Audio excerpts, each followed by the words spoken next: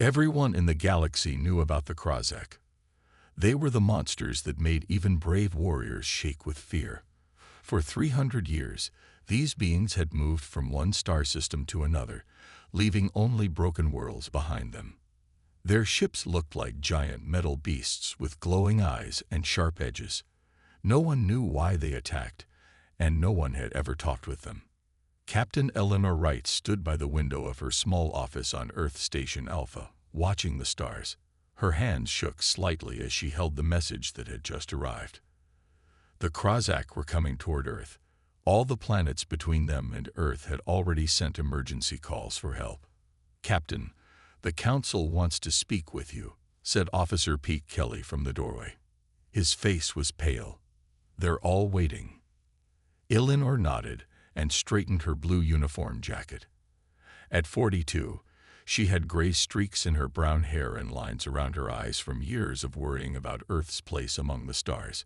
Humans had only been part of the galactic community for 38 years. They were still seen as the new kids, the ones who didn't know enough to be helpful. "Did they say why they want me?"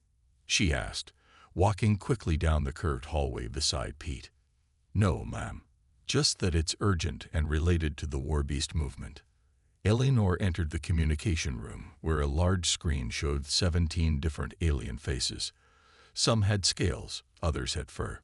A few didn't even have faces as humans would understand them, just bundles of sensing organs. These were the leaders of the Galactic Council, the oldest and most powerful civilizations in this part of space. "Captain Wright," said the Thalduri representative, a tall being with purple skin and 4 eyes. "We have given humans a seat at this meeting because the danger is approaching your territory. Do not expect to speak." Eleanor bit her tongue. The Thalduri had been in space for thousands of years and never missed a chance to remind humans how young and primitive they were. "The Warbeast fleet has changed course," said a reptilian council member. "They now move directly toward the Sol system. Earth will be reached in 6 standard weeks." The room went silent.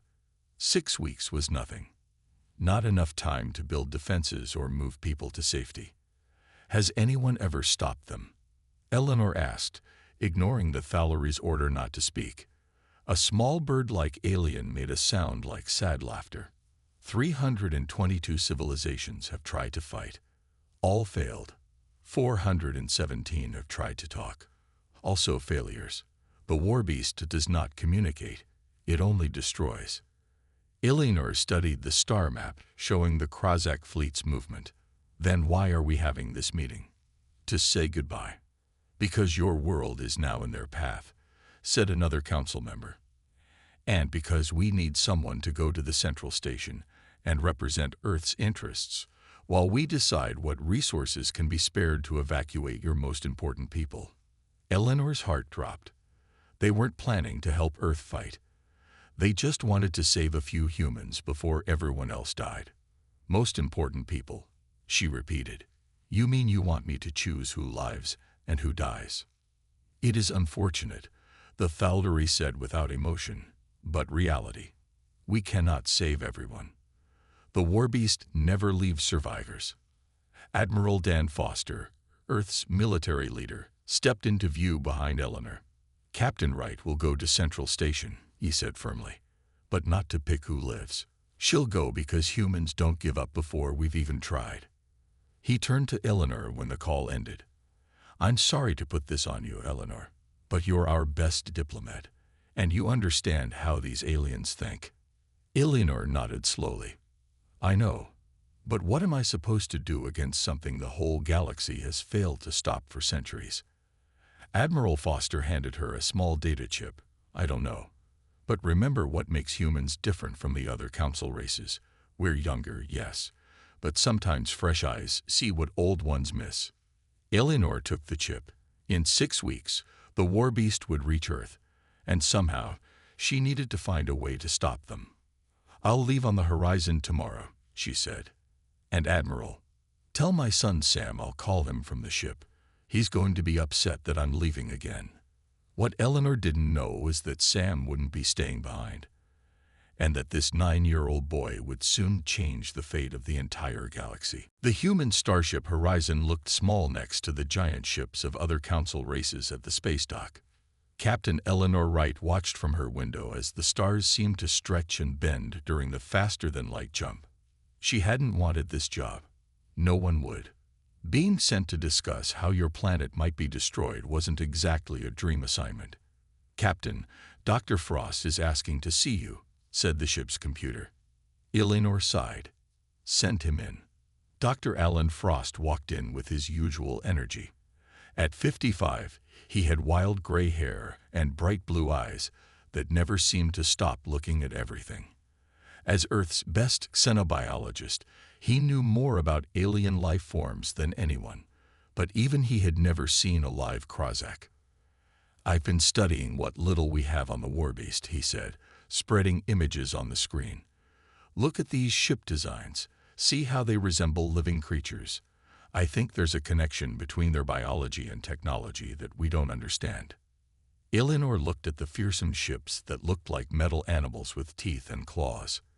"Has anyone ever been inside one?" "No one who lived to tell about it." Alan shook his head. "That's our problem. In 300 years, no one has had a real conversation with them." The door opened again, and Security Officer Mason Grant entered.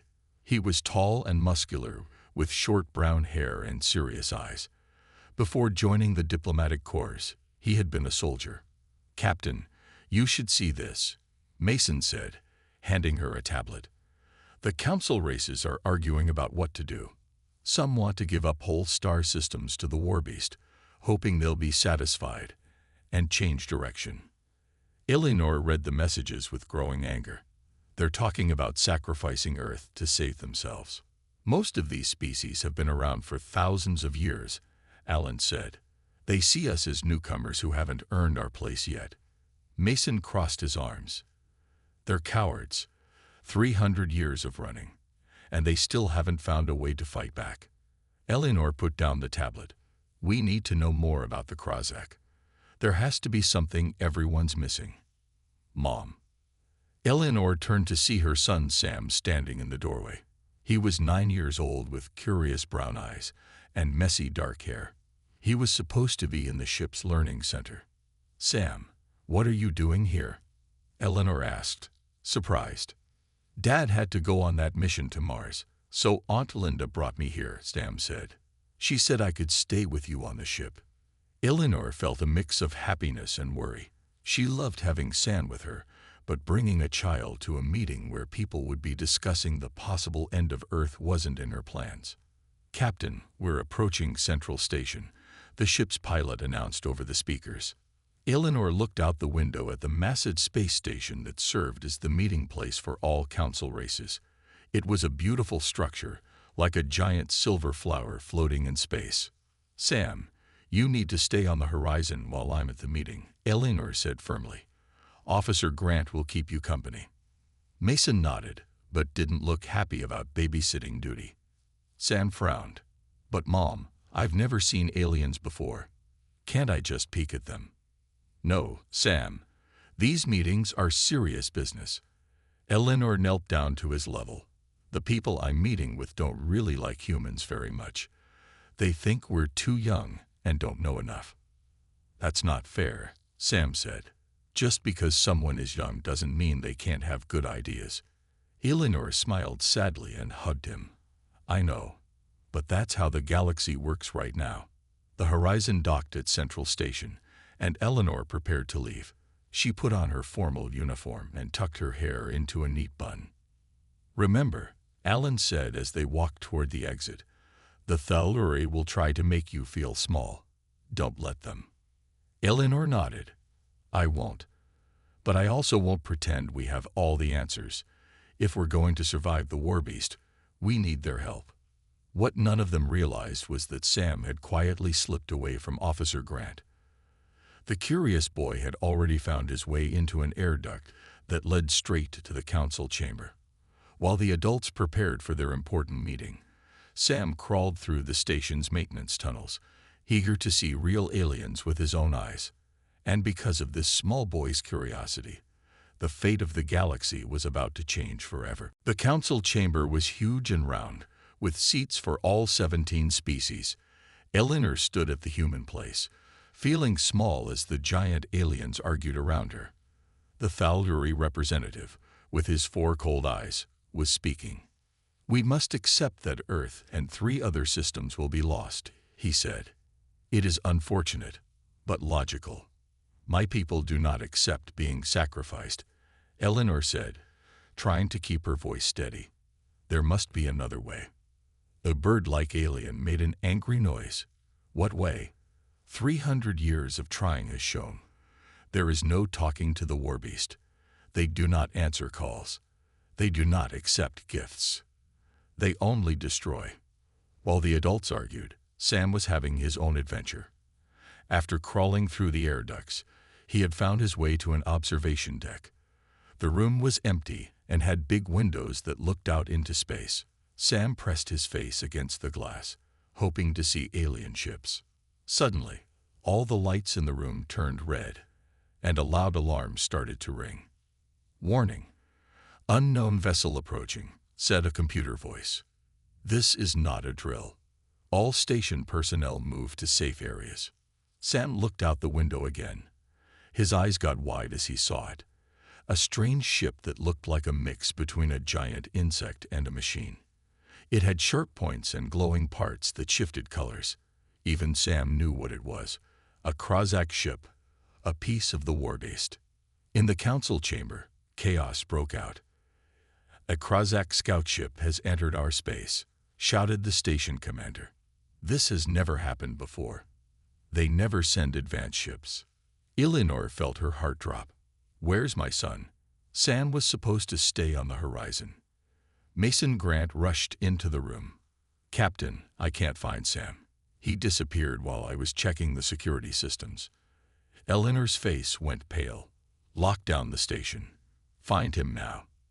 Metal doors started closing all over the station as the security systems activated.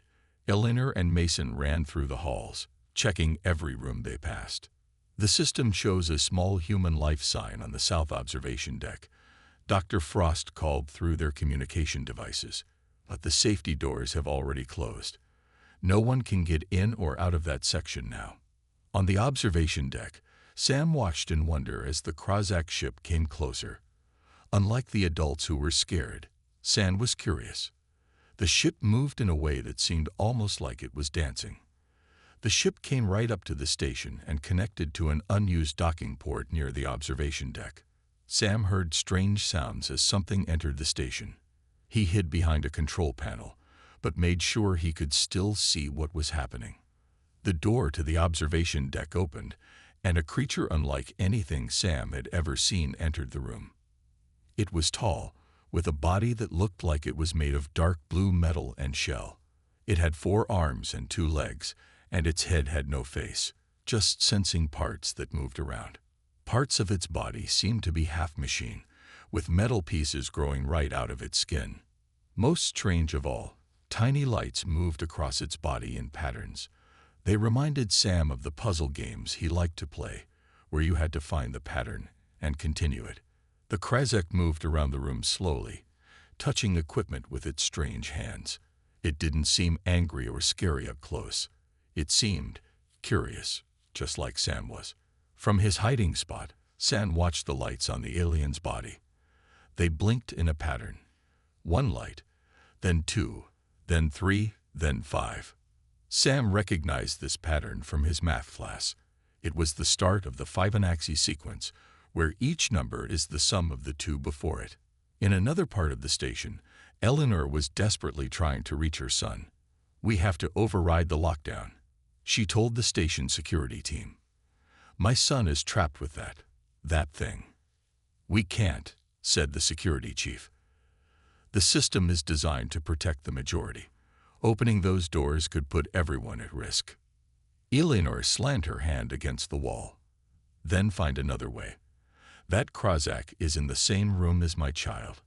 What no one realized was that in that locked room, the first real contact between humans and the Warbeast was about to happen. And it would start with a child who wasn't afraid to see patterns where others only saw danger. Sam watched the lights moving across the Krozak's body. The pattern kept repeating. 1, 2, 3, 5, 8. Each number was the sum of the two before it. Sam loved number puzzles, and he recognized this one right away. The Krozak moved around the room, touching the control panels with its strange hands. It didn't seem angry or scary now that Sam could see it up close. It seemed like it was looking for something. Sam's heart beat fast as he made a brave decision. He crawled out from his hiding place and moved toward the emergency control panel on the wall. The Krozak didn't notice him at first. The boy reached the panel and pressed some buttons. The large screen on the wall lit up. Sam used the simple computer to make a pattern of colored lights appear on the screen. 1, 2, 3, 5, 8, 13. The Krozak froze. Its whole body turned toward the screen. The lights on its body stopped moving for a moment, then started again, faster this time. The alien moved toward the screen, its four arms held out in a way that didn't seem threatening. It stood there, looking at Sam's number pattern. Then new lights appeared on its body. 13, 21, 34. Sam smiled. The alien was continuing the pattern. He added the next numbers to the screen. 55, 89. Outside the observation deck, Eleanor and the security team were trying everything to open the doors. "The system won't let us override the lockdown," said the station chief. "Those doors are designed to stay closed during an emergency." Dr. Frost was looking at a small screen. "I've accessed the cameras in that room. You need to see this, Eleanor." Eleanor looked at the screen and gasped. There was Sam standing in front of a screen, and just a few feet away from him was the Krozak. But they weren't fighting. They seemed to be communicating. "What is he doing?" Mason asked, looking over her shoulder. "He's using the Fibonacci sequence," Dr. Frost said, his voice filled with wonder. "It's a mathematical pattern. And look, the Krozak is responding." Back in the observation deck, Sam was having fun. Each time he added numbers to the pattern, the Krozak would respond with the next ones in the sequence. Then Sam tried something new. He started a different pattern. 2, 4, 8, 16, doubling each time.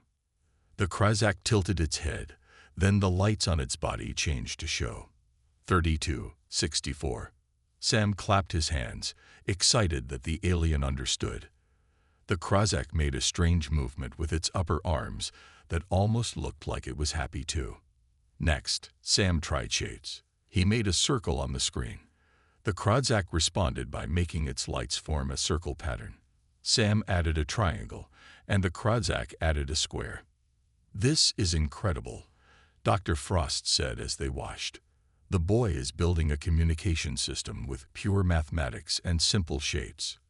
No translator has ever managed this with the Krozak." Eleanor was still worried. "But is Sam safe? How do we know this thing won't suddenly attack him?"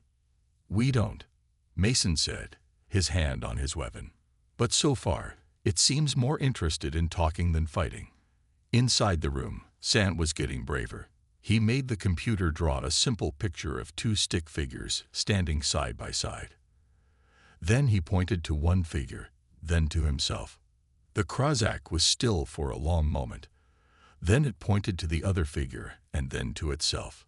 Sam nodded eagerly. He made the computer draw the two figures with a line connecting them, like they were holding hands. He was trying to show friendship. The lights on the Krozak's body swirled in complex patterns. It seemed to be thinking. Then it reached out one of its hands toward Sam. From the security screen, Eleanor cried out in fear. "No, don't touch him." But she couldn't be heard through the sealed doors. Sam looked at the alien's outstretched hand. It wasn't grabbing or threatening. It was open, like an offer. Slowly, Sam reached out his much smaller hand. Their fingers touched. At that moment, the station's emergency systems finally let the security team open the door. Eleanor, Mason, and Dr. Frost rushed in, ready to save Sam.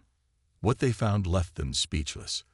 A human boy and a Krezak, their hands connected, surrounded by patterns of light and mathematical symbols floating on screens all around them. "Mom," Sam called out, his voice excited rather than scared. "I can talk to it. Not with words, with math and pictures." Dr. Frost stepped forward slowly. "The boy is right," he said, looking at the patterns. "They don't communicate with sound. They use light and mathematical logic. That's why no one could ever talk to them before." Eleanor stood frozen, her hand halfway to her weapon. The Krezak was touching her son's hand, but Sam was smiling. He didn't look scared at all. "Don't move," Mason whispered, his gun ready. "I'll distract it while you grab Sam." "No," Dr. Frost said quietly. "Look at them. This is the first peaceful contact anyone has ever had with a Krezak. Don't ruin it." Sam turned to them, his eyes bright with excitement. "Mom, this is my new friend. I don't know its name yet, but we're learning to talk." Eleanor took a careful step forward. "Sam, honey, please come over here slowly." The Krezak pulled its hand back from Sam's and the lights on its body flashed quickly. It seemed nervous about the new people. Sam looked at the patterns and then back at his mother. "It's scared of your guns," he said. "It thinks you're going to hurt it." "How do you know that?" Dr. Frost asked, amazed. Sam pointed to the light patterns. "See how they're all red and moving fast? That happened when it first saw me too, but then it changed to blue when it knew I was friendly." Dr. Frost took out a small device and began recording the light patterns. "This is remarkable. The boy is right. There are clear emotional signals in these light displays." Eleanor signaled Mason to lower his weapon. Slowly, the lights on the Krezak's body changed from rapid red flashes to slower blue-green patterns. "We need to tell the council about this right away," Eleanor said. Word spread quickly through the station. Soon, the area outside the observation deck was filled with representatives from all 17 council races, all trying to see what was happening. Dr. Frost worked faster than he ever had before. He connected his devices to the station's computers and began building a better translation system based on Sam's discovery.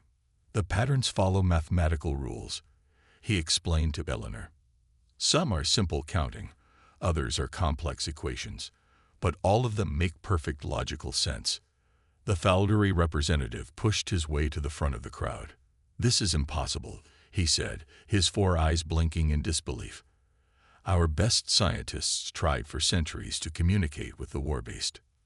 "Sometimes it takes a child to see what adults miss," Eleanor said proudly. "Sam doesn't have all your years of training and assumptions. He just saw patterns where you saw threats." Inside the room, Sam was showing the Krezak pictures of Earth, trees, oceans, and animals. The aliens seemed especially interested in pictures of the night sky. Using Dr. Frost's improving translator, Sam managed to ask a question that no one had ever been able to ask before. "Why do you attack other worlds?"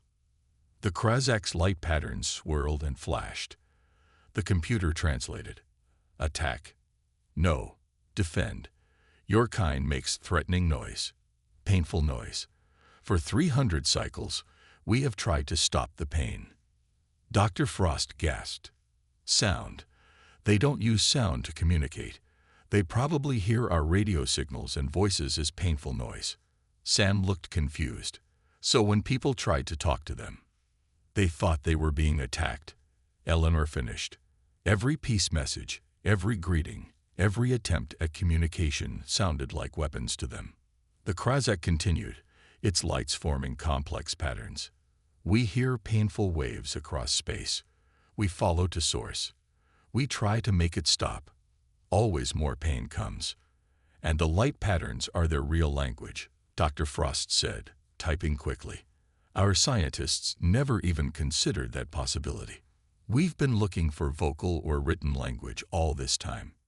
Sam turned to the Krezak and used the translator to ask, "If we stop making the sounds that hurt you, will you stop destroying planets?" The answer came back clear. "If pain stops, we stop. We want no war. We want silence, and light speak only. Eleanor looked at the alien with new understanding. The terrible Warbeast, the nightmare that had haunted the galaxy for centuries, wasn't evil. It was just trying to defend itself from what it thought was an attack. "We need to tell everyone," she said. "The entire galaxy needs to know that this has all been a terrible misunderstanding." The Thalduri representative stepped forward. "How can we be sure this isn't a trick? The Krozak have destroyed hundreds of worlds." "Because," Sam said simply, "they're scared of us, just like we're scared of them. But they're willing to talk now, with lights and math instead of words." As he spoke, the Krozak's body lit up with a pattern that the translator showed as agreement. For the first time in 300 years, there was hope for peace. And it had all started because a human child saw beauty in what everyone else saw as terror. News of Sam's breakthrough spread through the station like wildfire. Aliens of all kinds rushed to the observation deck, pushing and shoving to see the human boy who could talk to the Warbeast. Eleanor stood protectively near her son, making sure he wasn't overwhelmed. Dr. Frost worked with amazing speed, improving his translation system by the minute. "Captain Wright," called the bird-like council member, "we must bring this information to the full council immediately." The main council chamber was filled beyond capacity. All 17 representatives sat in their special chairs, while dozens of assistants and security personnel lined the walls. The Krozak was guided to the center of the room, with Sam walking beside it. The boy looked tiny next to the tall alien, but he showed no fear. "This meeting will come to order," announced the council leader. "We are here to witness something unprecedented: communication with the Krozak." Dr. Frost set up his translation equipment in the center of the room. "With Sam's help, I've improved this system to convert light patterns into words we can understand, and to turn our words into light patterns the Krozak can read." The Thalduri representative leaned forward. "Ask it why they have killed billions of innocent beings over 3 centuries. Sam looked uncomfortable with the harsh question, but he used the translator to pass it on. The Krozak's body flashed with complex patterns of light. The translator spoke. "We did not understand that there were beings in the painful noise. We thought the noise was a weapon. We defended ourselves." "A weapon?" asked another council member. "You mean our communications, our radio signals?" "Yes," came the translated response. "The waves you send through space cause great pain to our kind. When we feel the pain, we follow it to its source and try to make it stop." The chamber went silent as everyone realized the horrible truth. Every attempt to contact the Krozak using radio or sound-based methods had been interpreted as an attack, and the Krozak's response had been self-defense, not aggression. "All this time," Eleanor said quietly, "we've been hurting them without knowing it." Using the translator, Sam asked the Krozak, "How do your people normally talk to each other across space?" The lights on the alien's body formed new patterns. "We use light pulses that follow mathematical sequences. Light does not hurt like sound waves do. We thought all beings communicated this way until we met the noisy ones." Dr. Frost explained to the council, "Their biology is fundamentally different from ours.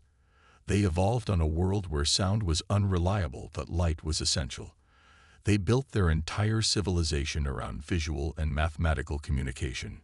Can we find a way to communicate that doesn't hurt them?" Eleanor asked. Dr. Frost nodded. "We already have. This translation system converts our speech to light patterns. We can adapt our communication technologies to do the same." The Krozak moved its 4 arms in what seemed like excitement. Its body lit up with bright blue patterns that the translator interpreted as, "You understand now.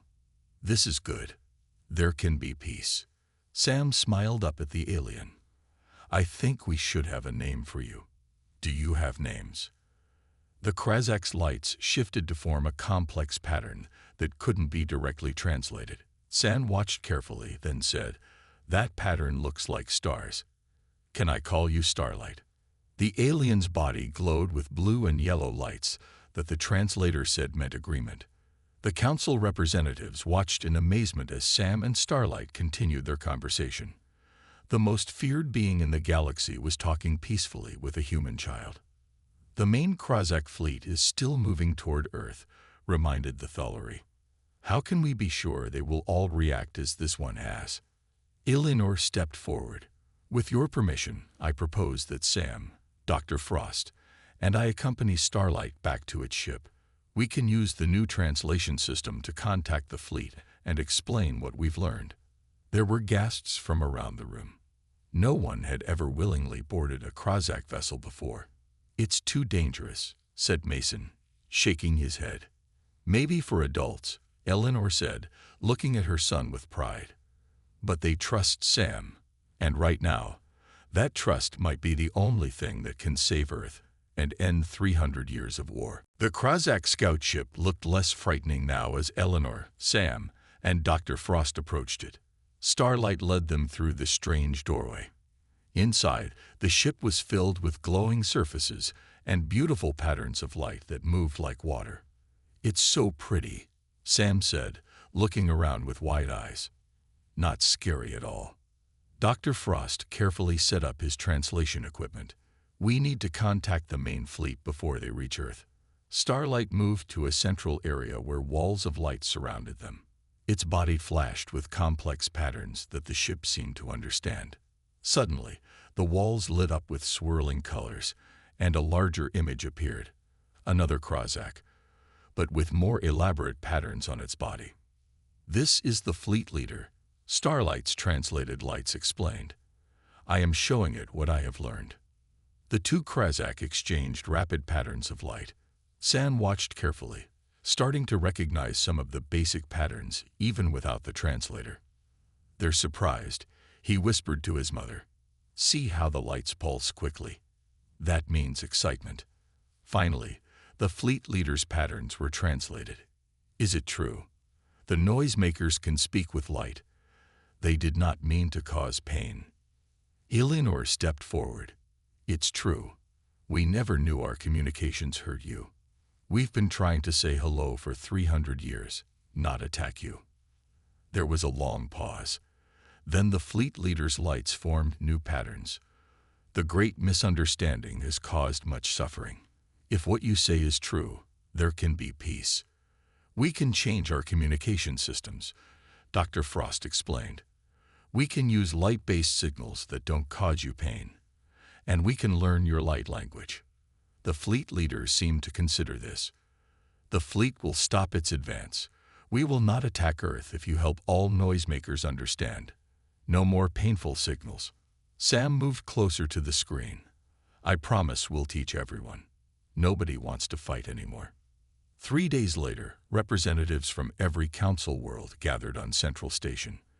The Krozak fleet had changed course, now holding position at a safe distance from Earth. For the first time in 300 years, the galaxy was not at war with the Warbeast. The council leader stood before the gathered species. Today marks a historic moment. Thanks to Captain Eleanor Wright, Dr. Alan Frost, and most importantly, young Sam Wright, we have established peace with the Krozak. The Thulari representative stepped forward. For thousands of years, my people prided ourselves on our advanced communication techniques. Yet we fail to consider that another species might experience sound as pain.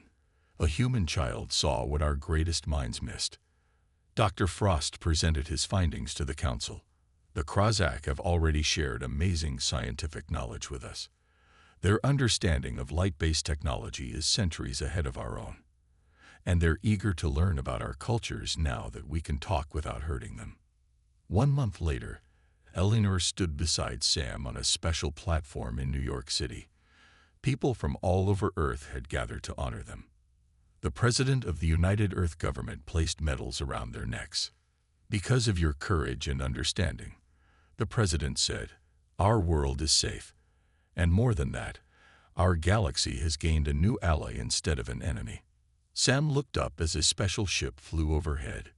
It was a new kind of vessel, built by humans and Krozak working together. Instead of radio signals, it used light pulses for communication. Mom, Sam said quietly, do you think I could learn to speak light language without the translator someday? Eleanor smiled at her son. I think you already are. The Krozak have asked if you would be willing to teach their young ones about humans. They said you see the world in a special way. High above Earth, the ships of the Galactic Council and the Krozak fleet flew side by side in peace. The fearsome Warbeast that had terrorized the galaxy for centuries was now its newest ally. And it all began because when everyone else saw a monster, a human child saw only patterns of light waiting to be understood.